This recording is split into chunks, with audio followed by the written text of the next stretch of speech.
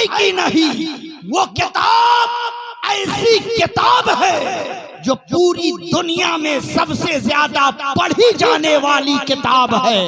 वो किताब ऐसी किताब है जिसका नाम पूरी दुनिया में सबसे ज्यादा मशहूर है। वो किताब ऐसी किताब है जिसे तमाम किताबों में सबसे ज्यादा फजीलत और बरतरी हासिल है। वो किताब ऐसी किताब है जिसमें कानूने जिंदगी भी है, जिसमें कानूने बंदगी भी है, जिसमें महद से लेकर लहद तक का कानून भी है।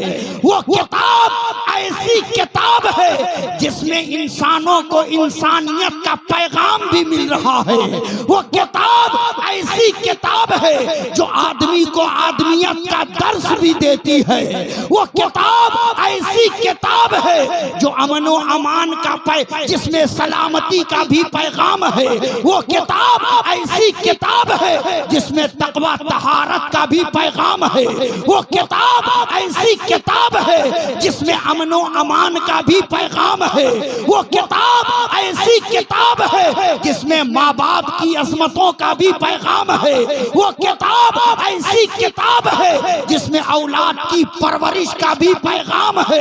वो किताब ऐसी किताब है जिसमें आलिम की कदरों मंजिलत का भी पैगाम है। वो किताब ऐसी किताब है जिसमें दुनिया की हर खुशकोतर का बयान है। वो किताब ऐसी किताब है जिसमें हीरे जवाहरात का भी जिक्र है।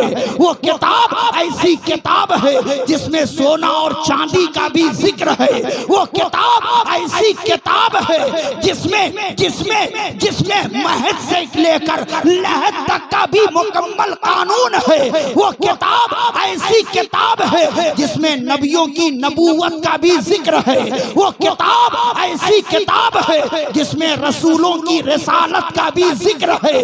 वो किताब ऐसी किताब है जिसमें आदम की आदमियत का भी जिक्र है। वो किताब ऐसी किताब है जिसमें नूह की नजाबत का भी जिक्र है। वो किताब ऐसी किताब है जिसमें इब्राहिम की खुल्लत का भी जिक्र है। वो किताब ऐसी किताब है जिसमें इस्माइल की कुर्बानी का भी जिक्र है। वो किताब ऐसी किताब है जिसमें ज़करिया की मासूमियत का भी जिक्र है। वो किताब ऐसी किताब है जिसमें यहया की शहादत का भी जिक्र है। वो किताब ऐसी किताब है जिसमें यूसुफ की हुस्ने तमकनत का भी जिक्र है। वो किताब ऐसी किताब है जिसमें दाऊद की खिलाफत का भी जिक्र है। वो किताब जिसमें हजरत सुलेमान की बादशाहत का भी जिक्र है। वो किताब जिसमें हजरत हारून की फसाहत का भी जिक्र है। वो किताब जिसमें मूसा के जलाल का भी जिक्र है। वो किताब जिसमें ईसा के कमाल का भी जिक्र है। वो किताब जिसमें सिद्दीक की सदाकत का भी जिक्र है। वो किताब जिसमें उमर की अदालत का भी जिक्र है। वो किताब जिसमें उस्मान की सखावत का भी जिक्र है। वो किताब जिसमें अली की शुजाअत का भी जिक्र है। वो किताब जिसमें अहले बैत की तहारत का भी जिक्र है। वो किताब जिसमें सैयदा फातिमा की पाकी का भी जिक्र है। वो किताब जिसमें हसनैन की अजमतों का भी जिक्र है। वो किताब जिसमें गौसे आजम की गौसियत का भी जिक्र है। वो किताब जिसमें गरीब नवाज की खाजगियत का भी जिक्र है। वो किताब जिसमें वलियों की विलायत का भी जिक्र है। वो किताब ऐसी किताब है जिसे देखो तो सवाब है, जिसे पढ़ो तो सवाब है, जिसे सुनो तो सवाब है, जिसे चूमो तो सवाब है, जिसे सीने से लगाओ तो सवाब है, जिसे घर में रखो तो सवाब है। वो किताब कोई और किताब नहीं है, उसी किताब को कुरान कहा जाता है।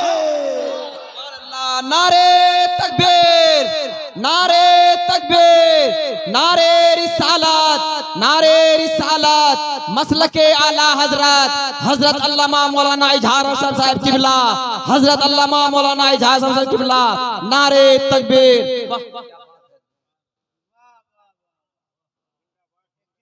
अब अहले इल्म की तवज्जो में चाहूंगा, कुरान पढ़ने वाले कई तरह के होते हैं और कुरान पढ़ाने वाले भी कई तरह के होते हैं। एक पढ़ने वाले वो हैं जो कुरान को हुरूफे हिजा के जरिया देख देख कर पढ़ते हैं। एक पढ़ने वाले वो हैं जो कुरान के पारों को, सूरतों को, मुकम्मल कुरान के 30 पारे को याद करके सीने में महफूज करने की कोशिश करते हैं। एक पढ़ने वाले वो हैं जो कुरान का माना, मतलब, मफहूम, उसकी तफसीर समझने की कोशिश करते हैं। जो कुरान देख देख कर पढ़े उसे नाजरा खां कहा जाता है। जो कुरान के 30 पारे को सीने में महफूज कर ले उसे हाफिज़े कुरान कहा जाता है। जो कुरान का माना, मतलब, मफहूम, तफसीर जान जाए उसे आलिमे दीन कहा जाता है।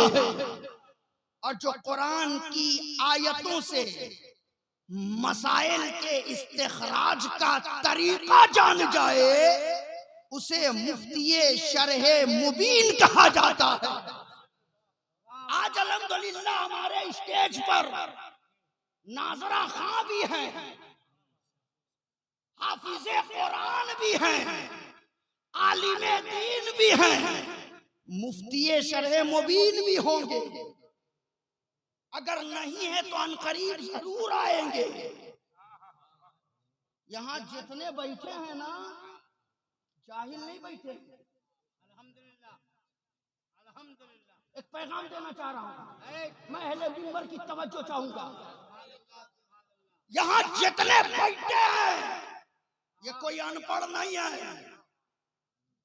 ये जितने बैठे हैं सब पढ़े लिखे लोग बैठे हैं, सब इल्म वाले बैठे हैं, सब तालीम याफ्ता बैठे हैं। और अगर मैं इधर पलटूं तो क्या इधर जाहिल बैठे हैं? इधर सब अंगूठा छाप बैठे हैं, इधर सब कम पढ़े लिखे लोग बैठे हैं। नहीं, इन्हीं में कितने ऐसे होंगे जिन्होंने इंटर पास किया होगा।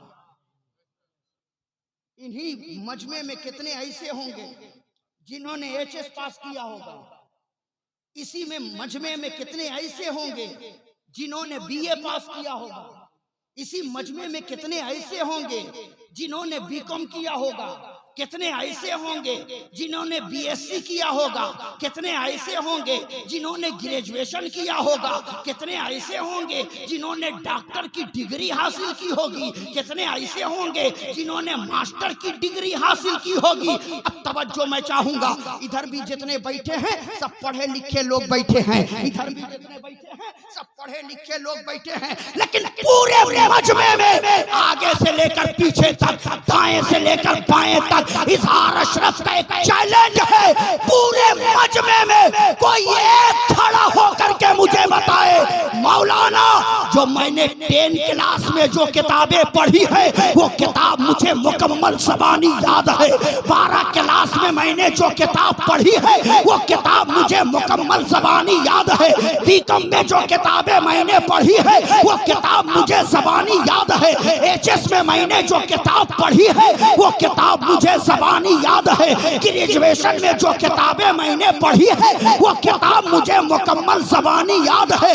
आगे से लेकर पीछे तक, दाएं से लेकर बाएं तक कोई खड़ा होकर के ये दावा करे कि मैंने स्कूल में जो किताब पढ़ी वो किताब मुझे ज़बानी याद है। मैंने कॉलेज में जो किताबें पढ़ी है वो किताब मुझे ज़बानी याद है। मैंने यूनिवर्सिटी में जो किताबें पढ़ी है वो किताब मुझे ज़बानी याद है। पूरे मजमे में मेरा दावा है कि शायद कोई खड़ा होकर दावा करे, लेकिन अगर मैं इधर पलटूंगा तो इधर से एक नहीं बल्कि 20 हाफिज़े कुरान खड़े हमें कुरान की एक सूरत नहीं, कुरान की चंद आयत नहीं, अल्हम्दुलिल्लाह हमें कुरान का 30 पारा याद है।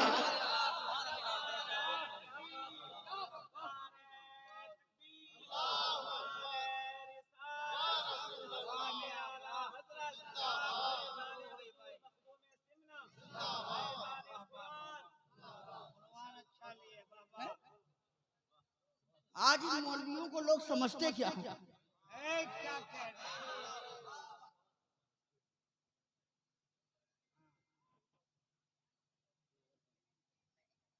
एक मर्तबा बताऊं हाफिज कुरान का, अगर दिल कहे तो कह दीजिए सुभान अल्लाह। मैं जबरदस्ती नहीं करवाता हूं, जबरदस्ती नहीं। आज तो हमारे स्टेज का तकद्दुस ऐसा फहमाल हो चुका है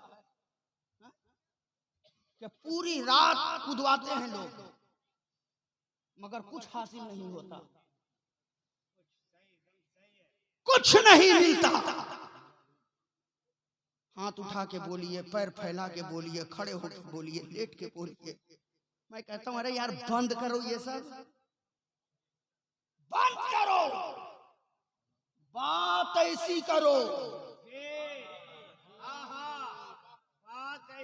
गुफ्तगू ऐसी करो, शेर ऐसा पढ़ो जो दिल पे जा करके लगे, और जब बात दिल पर लगेगी तो ज़बान से खुद ब खुद निकलेगा। जबरदस्ती जब बात आई है तो सुन लीजिए, जबरदस्ती कहलवाते हैं। और आप भी मजमे में बैठो तो इंतजार ना करो कि बोले तो हम कहें सुभान अल्लाह। जब तक बैठे रहो ज़बान से कहते रहो सुभान अल्लाह।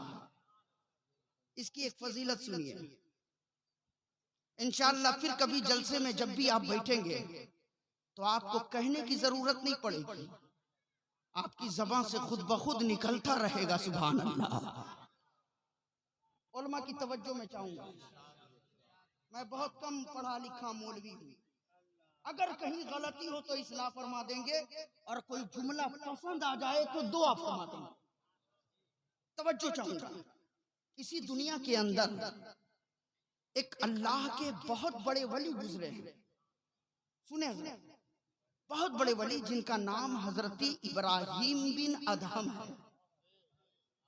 अल्लाह के बहुत बड़े वली, और याद रखिएगा अल्लाह वाले वो होते हैं, परवरदिगार उन्हें वो ताकत अता फरमाता है, वो कुव्वत अता फरमाता है कि वो ऊपर नजर करें तो अर्शे आजम देख लें, नीचे नजर करें तो तहतुस सरा देख लें। किताबों में आता है कि एक दिन हजरत इब्राहिम बिन अदहम एक कब्रिस्तान से गुजर रहे थे, अचानक नजर एक कब्र पर पड़ी है। जैसे ही नजर कब्र पर पड़ी तो अल्लाह वाले थे, सिर्फ कब्र की मिट्टी को नहीं देखा, बल्कि अंदर लेटने वाले को भी आपने देख लिया। क्या देखते हैं कि उस कब्र के अंदर एक अल्लाह का बंदा है जो कब्र के अंदर बैठ करके कुरान की तिलावत कर रहा है, कब्र में कुरान पढ़ रहा। जैसे ही इब्राहिम बिन अदहम ने कब्र के अंदर उस अल्लाह के बंदे को कुरान पढ़ते हुए देखा, मचल गए, तड़प गए, रब की बारगाह में दुआ किया, मेरे मौला, ये मेरे परवरदिगार, ये तेरा कितना नेक बंदा है जिसे तूने कब्र में कुरान पढ़ने की तौफीक बख्शी है।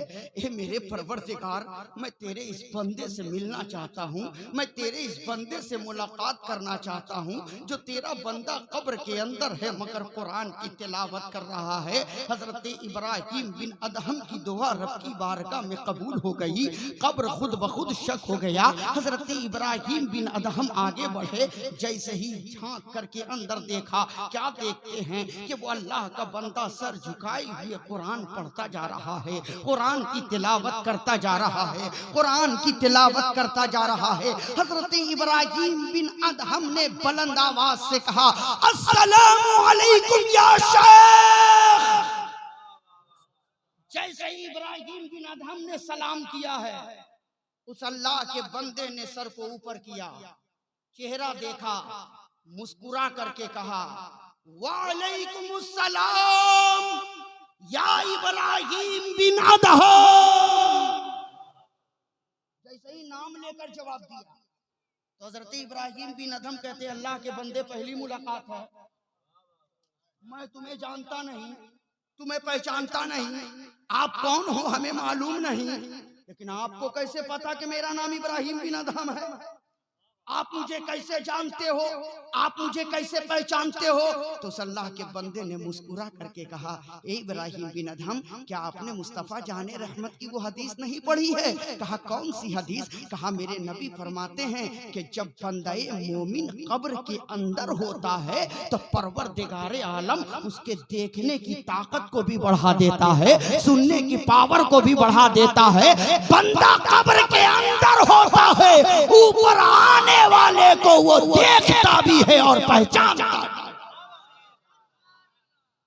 इब्राहिम बिन अदहम कहते हैं, अल्लाह के बंदे, आप कितने खुशनसीब हो कि परवरदिगार ने आपको